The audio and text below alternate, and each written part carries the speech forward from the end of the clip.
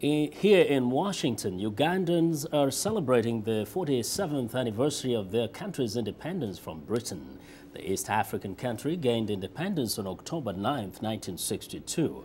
The ruling National Resistance Movement Party says Uganda has registered steady economic growth over the past 2 decades, with its gross domestic product averaging 8.3% over the past 5 years.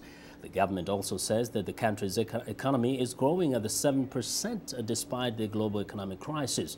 Analysts say the recent discovery of oil should accelerate Uganda's progression to a middle-income country. This year's independence celebrations in Washington attracted several members of the African diplomatic community and senior U.S. State Department officials. Uganda's ambassador to the U.S., Perez Kamunanure. Like many African countries, Uganda faced very early political challenges that actually derailed the rest of the country for several years. As you know, our very first real crisis came just 4 years after independence, when we had a coup in 1966, and then another one in 1970.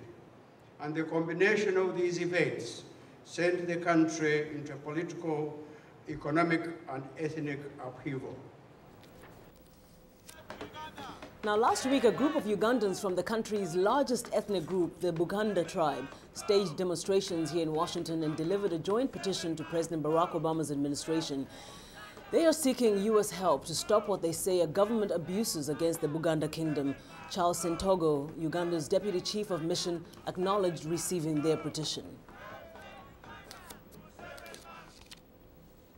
They presented their petition detailing their grievances, but we also reminded them of the efforts the government is making to resolve the situation peacefully.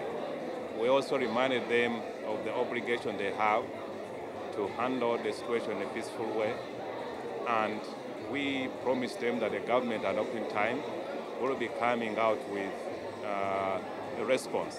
We briefed them on the ongoing efforts between the government and the officials and the main establishment on how to move forward resolving this matter.